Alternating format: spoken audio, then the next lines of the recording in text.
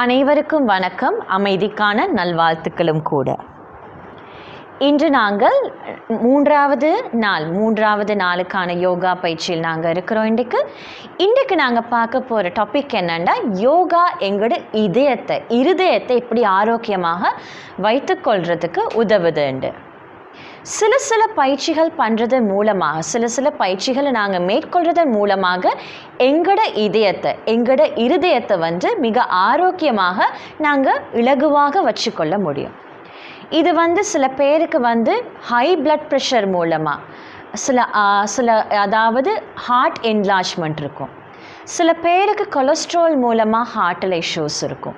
அந்த மாதிரி ஆட்களுக்கு அந்த மாதிரி நபர்களுக்கு இந்த பயிற்சி மிகவும் உதவி புரியும் என்று நான் நம்புகிறேன். சரி, இப்போ நாங்கள் முதல் பயிற்சியை நாங்கள் பார்ப்போம். இது ரொம்ப ரொம்ப ரொம்ப சிம்பிளான பயிற்சி. நீங்கள் மெட்டில் அமர்ந்த மாதிரியும் செய்யலாம், இல்லைனா நீங்கள் சேரில் அமர்ந்த மாதிரியும் இந்த பயிற்சியை நீங்கள் மேற்கொள்ளலாம். இப்போ இது நீங்கள் சேரில் மெட்டில் அமர்ந்திருந்தீங்கன்னா என்ன செய்ய போகிறீங்க, உங்களோட கைகளை இப்போ நம்ம அம்பு எப்படி நம்ம விடுவோம், இந்த மாதிரி தானே நம்ம அம்பு விடுவோம். அதாவது பெருவிரலை இந்த மாதிரி வச்சுக்கொள்கிறீங்க. மிச்ச எல்லா விரல்களையும் இந்த மாதிரி மடக்கி வச்சுக்கொள்கிறீங்க. பெருவிரலை இந்த மாதிரி நேராக வச்சுக்கொண்டு மிச்ச எல்லா விரல்களையும் இந்த மாதிரி மடக்கி வச்சுக்கொள்கிறீங்க. ரெண்டு கைகளுக்குமே இதே பயிற்சி தான் நம்ம மேற்கொள்ள போகிறோம். நான் உங்களுக்கு சைடில் நான் திரும்பி உங்களுக்கு இந்த பயிற்சியை சொல்லி காட்டுறேன். அப்போ உங்களுக்கு பார்க்குறதுக்கு இலகுவாக இருக்கும். இப்போ நான் அந்த ரெண்டு கையுமே என்ன செய்ய போகிறேன், என்னோட செஸ்ட்டுக்கு மத்தியில், அதாவது என்னோட நெஞ்சு பகுதிக்கு நேராக நான் வச்சுக்கொள்கிறேன். இப்போ பாருங்கள், நான் ரைட் ஹேண்ட் என்னோட வலது கையை நான் அந்த மாதிரி நீட்டிக்கொள்கிறேன். இப்போ பாருங்கள், நான் செஞ்சு காட்டுறேன்.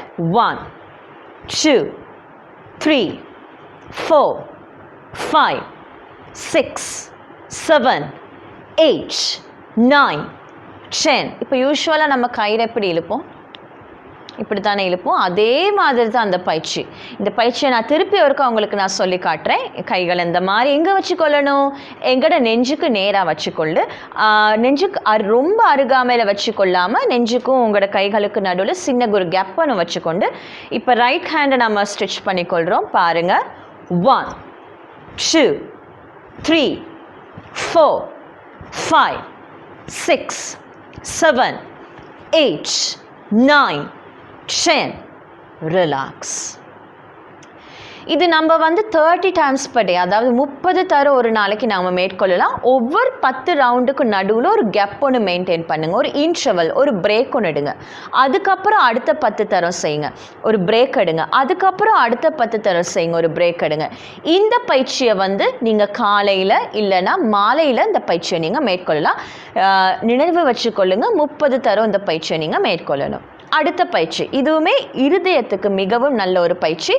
இது கூட வீரபத்ராசனா தான் நான் உங்களுக்கு சொல்லி காட்ட போகிறேன். இப்போ பாருங்கள், நம்ம டே 1ல் பார்த்தோம் இல்லையா வீரபத்ராசனா, அதுக்குமே நிறைய வேரியேஷன்ஸ் இருக்குது. இப்போ நான் உங்களுக்கு சொல்லி கொடுக்க போகிற ஆசனா வீரபத்ராசனா, இது செகண்ட் டைப் ஆஃப் வேரியேஷன் இன்றைக்கி நாங்கள் பார்க்க போகிறோம். இந்த மாதிரி கால்களுக்கு நடுவில் என்ன செய்யணும், ஒரு கேப் ஒன்று வச்சுக்கொள்ளணும். உங்களுக்கு முடிஞ்ச மாதிரி மேக்ஸிமம் ஸ்பேஸ் கேப்பை நீங்கள் உங்களுக்கு அதாவது கால்களுக்கு நடுவில் நீங்கள் மெயின்டைன் பண்ணுறீங்க. அப்படியே என்ன செய்ய போகிறீங்க, உங்களோட வலது கால், அந்த வலது பெருவிரல் இருக்கு இல்லையா, கால் பெருவிரல் இருக்கு இல்லையா, அதை இந்த மாதிரி டேர்ன் பண்ணிக்கொள்கிறீங்க. நேராக நின்று கொள்ளுங்க. இப்போ கைகளையுமே நம்ம என்ன செய்ய போகிறோம், இந்த மாதிரி ஸ்ட்ரெச் பண்ணி கொள்ள போகிறோம். பாருங்கள், இப்போ நான் என்ன செய்ய போகிறேன்னா எனது வலது முழங்கால இந்த மாதிரி மடித்து கொள்ள போகிறேன். எங்கே பார்த்த மாதிரி நான் இருக்கிறேன், வலது சைடு, அதாவது என்னோட வலது ஆள்காட்டி விரல் இருக்கு இல்லையா, அதை பார்த்த மாதிரி நான் இருக்கிறேன். இது நம்ம சொல்லுவோமே, ஒவ்வொரு ரவுண்டும் அட்லீஸ்ட் 5 to 10 செகண்ட்ஸ் மெயின்டைன் பண்ணணும். இப்போ அப்படியே கையை மேலே கொண்டு வாங்க, காலை ஸ்ட்ரெச் பண்ணிக்கொள்ள போகிறீங்க. எந்த காலை ஸ்ட்ரெச் பண்ணிக்கொள்ளணும், வலது காலை. இப்போ திருப்பி நம்ம அதை மேற்கொள்ளுவோம். 2 ஸ்ட்ரெச், 3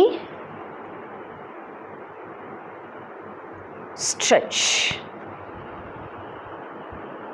4 stretch. இப்போ அதே மாதிரி நம்ம வந்து இடது பக்கத்துக்கும் செஞ்சு கொள்ளலாம். பாருங்கள், இடது அதாவது என்னோட இடது கால் பெருவிரலை இடது பக்கம் நோக்கிய மாதிரி நான் வச்சுக்கொள்கிறேன். என்னோட வலது கால் பெருவிரல் வந்து முன்னோக்கிய மாதிரி தான் இருக்குது, அதான் நேராக பார்த்த மாதிரி இருக்குது. இது தான் சைடுக்கு டேர்ன் ஆகியிருக்கு. கைகளை நான் அந்த மாதிரி ஸ்ட்ரெச் பண்ணிக்கொள்கிறேன். அதே மாதிரி வலது பக்கத்துக்கு செஞ்ச மாதிரியே இடது முழங்காலை நான் மடிச்சுக்கொள்கிறேன். எதை பார்த்த மாதிரி நான் இருக்கணும்? என்னோட இடது ஆள்காட்டி விரலை பார்த்த மாதிரி இருக்கணும். நீங்கள் ஃபியூ செகண்ட்ஸ் இந்த பயிற்சியை மேற்கொள்ளலாம். இப்போ பாருங்கள், ஸ்ட்ரெச் 2, ஸ்ட்ரெச் 4, ஸ்ட்ரெச், அதோட 5, ஸ்ட்ரெச். ஓகே, ரிலாக்ஸ் பண்ணிக்கொள்ளுங்க. ஸோ இந்த பயிற்சி வந்து மிகவுமே நல்லது. நீங்கள் காலையில் இல்லாட்டி மாலையில் செஞ்சிங்கன்னா அட்லீஸ்ட் ஒரு 10 தரமாச்சும் இந்த பயிற்சியை நீங்கள் மேற்கொள்ளணும். அடுத்த பயிற்சி இதுவுமே இருதயத்துக்கு நல்ல ஒரு பயிற்சி. இதை நான் உங்களுக்கு சொல்லி காட்டுறேன்.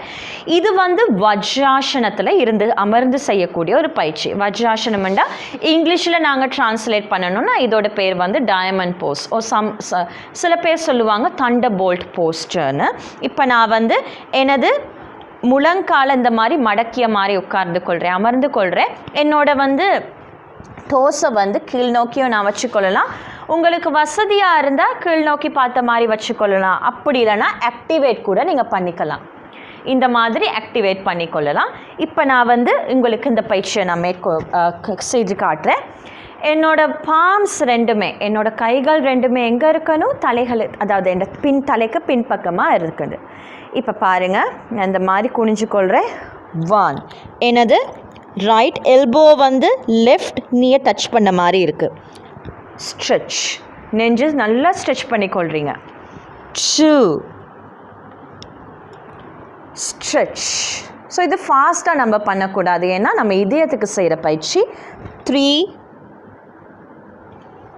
ஸ்ட்ரெச். 4, ஸ்ட்ரெச். இதுவுமே நம்ம வந்து சொல்லுவோமே, ஒரு நாளைக்கு 10 இல்லைனா 20 தரம் கூட செஞ்சு கொள்ளலாம். ஸ்ட்ரெச். 6, ஸ்ட்ரெச்.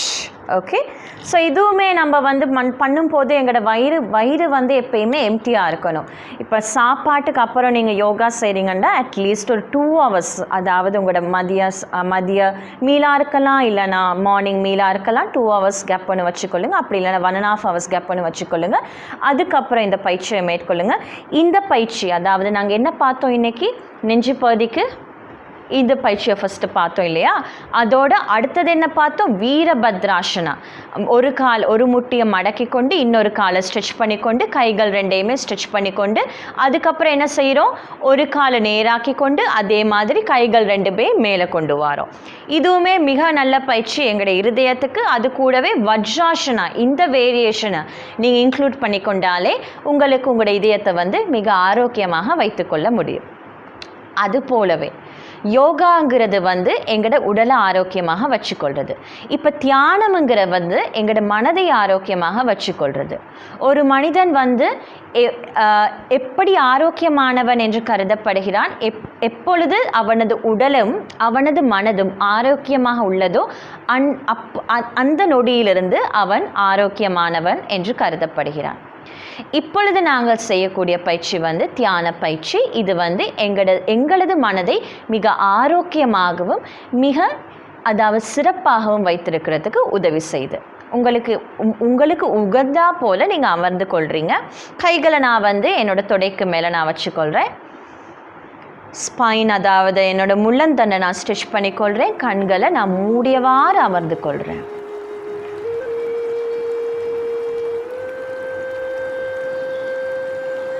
உடலையும் உங்கள் மனதையும் மிக தளர்வாக வைத்துக் கொள்ளுங்கள்.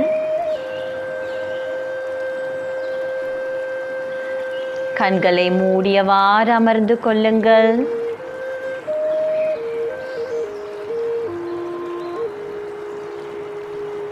உங்களுக்குள் அவதானத்தை செலுத்திக் கொள்ளுங்கள்.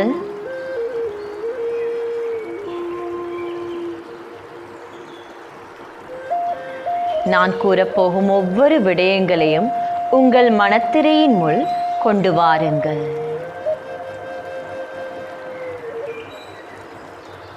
நான் இயல்பாகவே சந்தோஷத்தை உணர்கின்றேன்.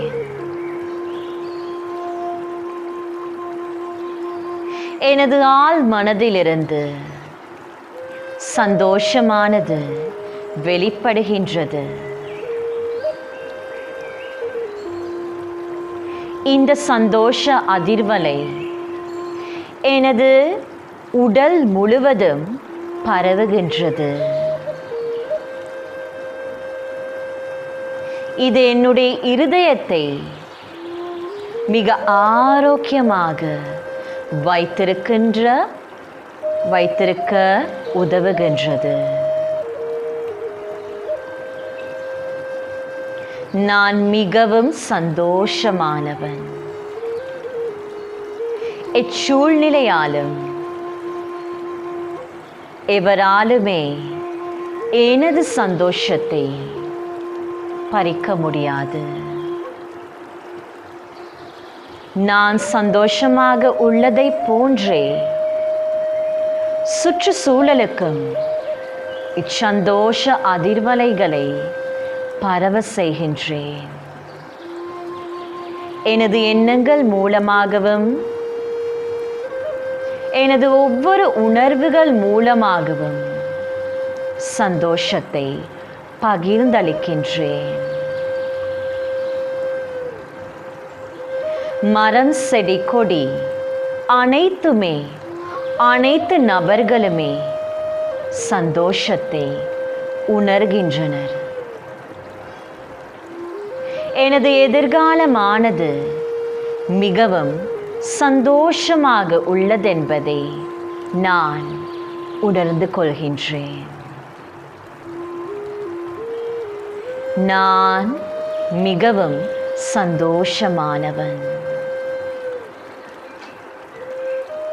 இப்பொழுது நான் எனது கைவிரல்களுக்கு மிக மெதுவான அசைவுகளை கொடுத்து கண்களை திறந்து கொள்கின்றேன். நன்றி, வணக்கம். நான் உங்களை 4வது நாளில் சந்திக்கிறேன்.